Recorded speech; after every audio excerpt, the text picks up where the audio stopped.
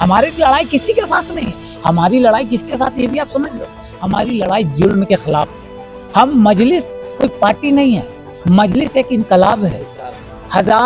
हजार आंधियों में एक सिंगल चिराग है।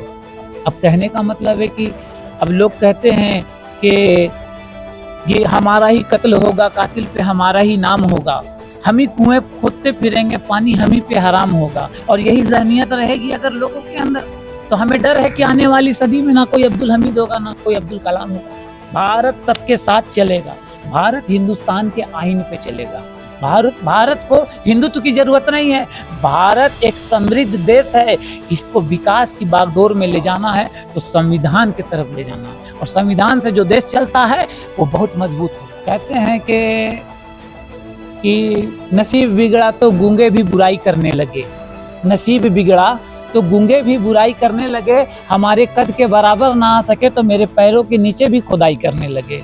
नमस्कार, लाइव 11 मीडिया में आपका स्वागत है। अभी हम लोग पूर्व में हैं और यहाँ AIMI का बैठक चल रहा था। इसमें जानने का प्रयास करेंगे कि झारखंड में अब लोग किसका भारी पड़ रहा है और लोग किसे वोट देना चाहते हैं, किसे विधायक का सीट में बैठाना चाहते हैं। क्या नाम है? मेरा नाम जफर खान हुआ।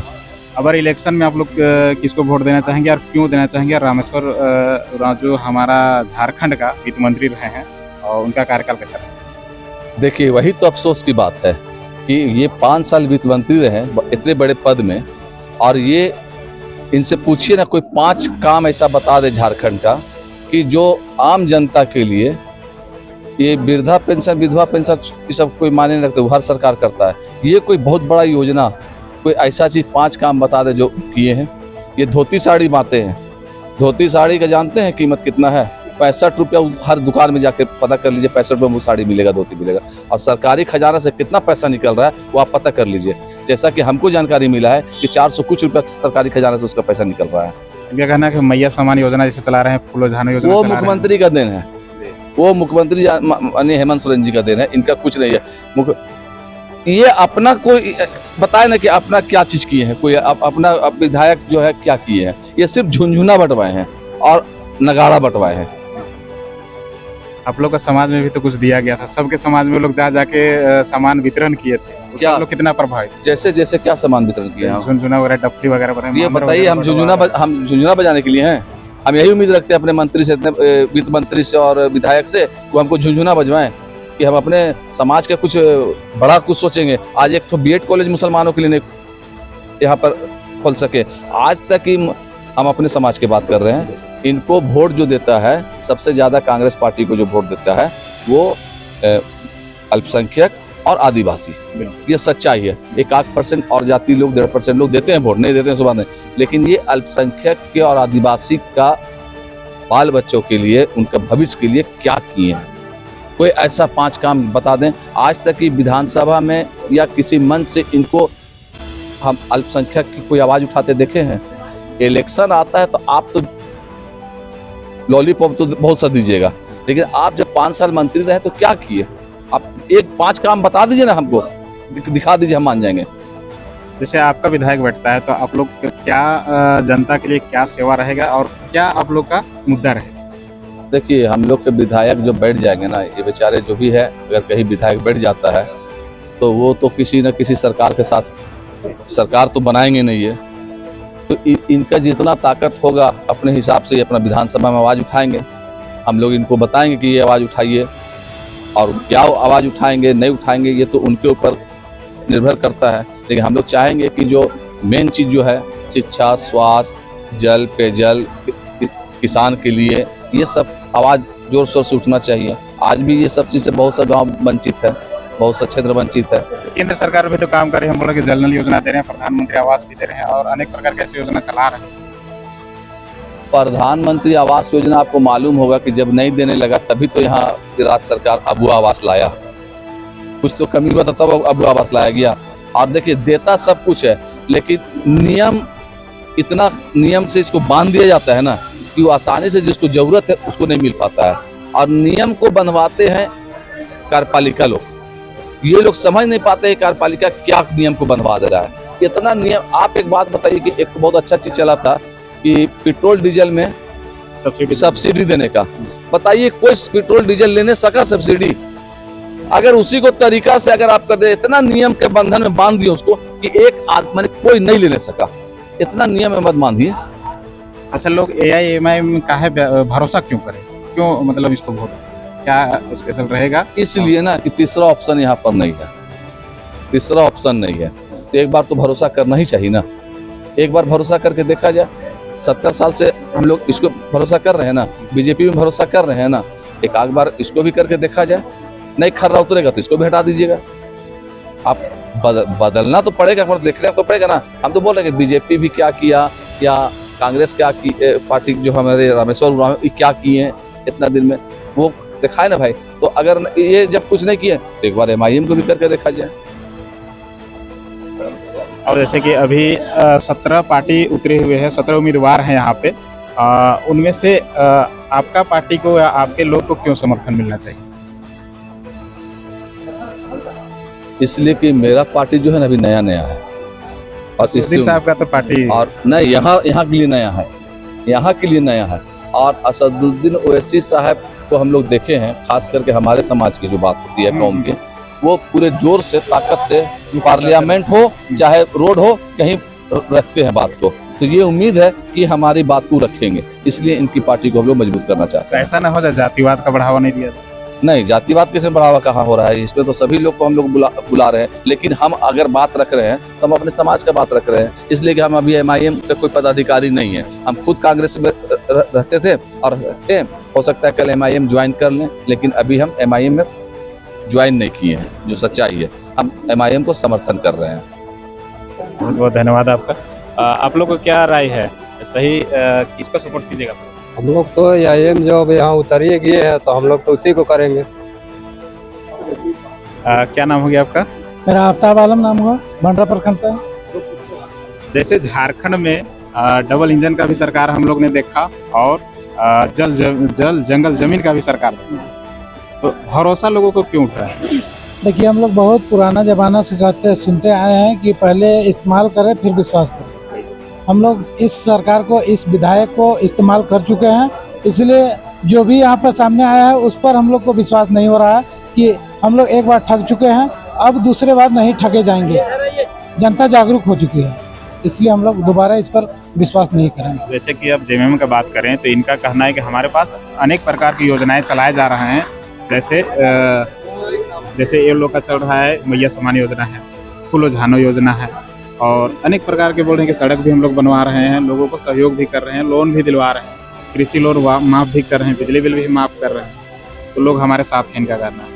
देखिए, सरकार का उपलब्धि अगर गिनाया जाए तो काफ़ी है, उससे हम कहीं इनकार नहीं है। लेकिन अभी हम लोग ये विधायक चुन रहे हैं, ये अभी हम लोग सरकार नहीं बना रहे हैं। विधायक चुनने के बाद वो विधायक खुद सरकार बनाएंगे। तो अब मेरा जब विधायक ही सही नहीं रहेगा, मेरा जो प्रतिनिधि है वो सही नहीं रहेगा, तो हम फिर आगे अपना क्षेत्र का विकास के लिए किस पर विश्वास करेंगे? जैसे कि हमारा क्षेत्र बहुत ज़्यादा खनिज संपदा से भरा हुआ है, लेकिन भी अभी तक विकास नहीं हुआ। क्या आपका पार्टी का जो विधायक जीतते हैं तो कुछ काम होगा? देखिए, मैं ये MIM अभी तक मैं भी ज्वाइन नहीं कर चुका। मैं पिछले बार कांग्रेस पार्टी का रह चुका हूं, और मैं अभी यहाँ पर देखा कि MIM पार्टी का एक जनसैलाब है, एक प्रोग्राम है, तो उसमें हमें आमंत्रित किया। हम उससे लब्बैक कहते हुए यहाँ पर पहुँचे। मैं यही उम्मीद करता हूँ कि जो रामेश्वर लोहरा जी हैं वो जिस तरह से बात कर रहे हैं, और जहाँ तक ये कहा जाए कि असदुद्दीन ओवैसी जी का ये पार्टी है और उन्हीं के टिकट से, उन्हीं के प्रस्तावक से ये समर्थित उम्मीदवार हैं, तो मैं कहीं ना कहीं ये उम्मीद ही नहीं, पूरा भरोसा करता हूँ। क्या नाम हो गया आपका? हमारा नाम मोहम्मद गुफरान खान, मैं ऑल इंडिया मजलिस इत्तेहादुल मुस्लिमीन प्रवक्ता और सह मीडिया प्रभारी।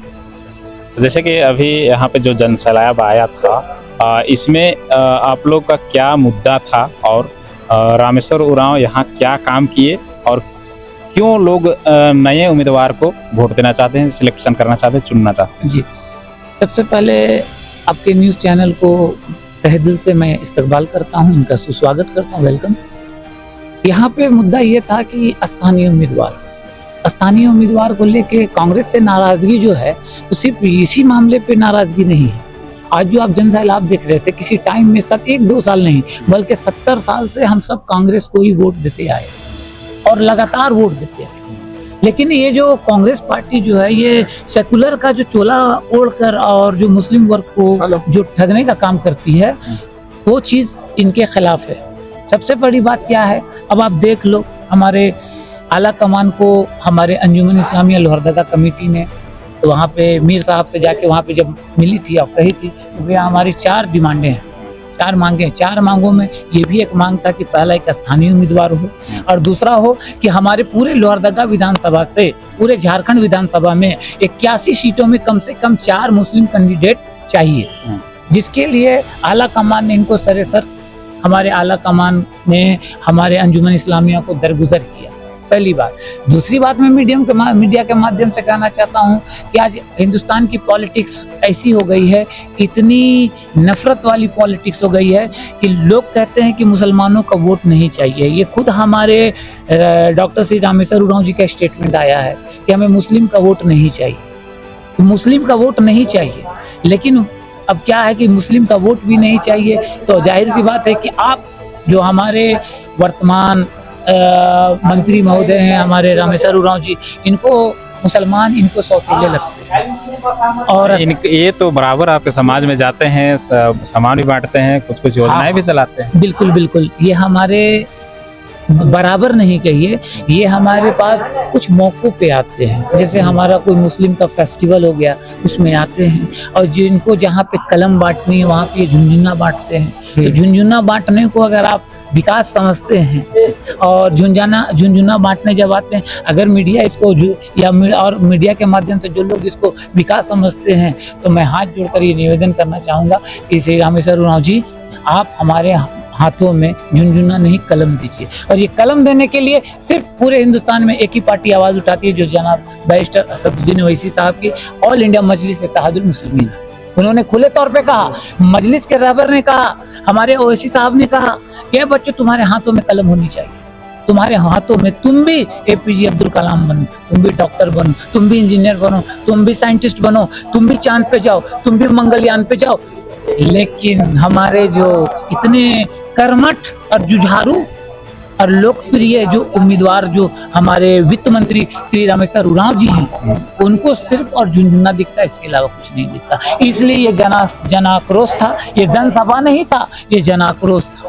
और इसका मैसेज हम इंशाअल्लाह आगामी 13 तारीख को हम उनके खिलाफ जो वोटिंग करेंगे और 23 तारीख को जब रिजल्ट आएगा तो जनता का संदेश आपके समक्ष दिया जाएगा।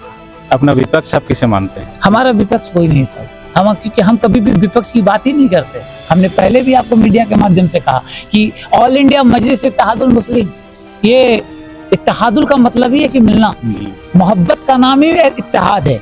हमारी लड़ाई किसी के साथ नहीं है, हमारी लड़ाई किसके साथ ये भी आप समझ लो, हमारी लड़ाई जुल्म के खिलाफ है। हम मजलिस कोई पार्टी नहीं है, मजलिस एक इनकलाब है, हजार आंधियों में एक सिंगल चिराग है। अब कहने का मतलब है कि अब लोग कहते हैं कि ये हमारा ही कत्ल होगा, कातिल पे हमारा ही नाम होगा, हम ही कुएं खोदते फिरेंगे, पानी हम ही पे हराम होगा। और यही ज़हनियत रहेगी अगर लोगों के अंदर, तो हमें डर है कि आने वाली सदी में ना कोई अब्दुल हमीद होगा, ना कोई अब्दुल कलाम होगा। ये नफरत की चुनटू जो नफरत की जो राजनीति करते हैं, तो मैं उनको ये अवगत कराना चाहता हूँ कि आइए मिलकर समाज में हर समाज का उत्थान हो, चाहे उसमें हिंदू हो, चाहे उसमें दलित हो, चाहे आदिवासी हो, चाहे पिछड़ी हो, चाहे मुस्लिम हो, सबकी जो बात करेगा इंशाअल्लाह मजलिस उसके साथ है। मजलिस ही एक पूरे हिंदुस्तान में एक पार्टी है जो सबके साथ सबका विकास का नारा नहीं लगाती है, बल्कि दिल से दिल का मिलाने का काम करती है। आपके सामने दो बड़े बड़े गठबंधन है, तो NDA है और इंडिया गठबंधन है, इसको आप कैसे देखते हैं? इसको बस यही देखते हैं कि एक पीठ पे मारता है, एक पेट पे मारता है। अच्छा। एक पीठ पे मारता है, एक पेट पे मारता है। ये गठबंधन का काम क्या है? आज आपकी पावर कहाँ गई? आप तो कहते थे कि हम तो सबसे 70 साल पुराने हैं, हम तो 70 साल पुराने पार्टी हैं। जंग आज़ादी के बाद 1947 के बाद जो भी पार्टी आई तो लगातार कांग्रेस में आई, और कांग्रेस ने तो बहुत लंबा शासन किया, इतना किया कि जितना करना था, जितना ठगना था, सारी जनता को आपने ठूक दिया। उसके बाद इनके सहयोगी आ गए, इनके सहयोगी आते हैं भारतीय जनता पार्टी से, वो भी हमें क्या कह रहे हैं कि भैया वो तो उन्होंने तो और नया मुद्दा निकाला और नए एजेंडे लाए। उन्होंने तो डायरेक्ट हिंदुत्व आइडियोलॉजी की बात करने लगी। वो तो भारतीय जनता पार्टी के जैसे कुछ प्रवक्ता भी कहते हैं और कुछ लोग मानते भी हैं कि भारत हिंदुत्व आइडियोलॉजी पे चलेगा। ये बीजेपी का एजेंडा है। और हमारा क्या है कि भारत संविधान से चलेगा, भारत सबके साथ चलेगा, भारत हिंदुस्तान के आईन पे चलेगा।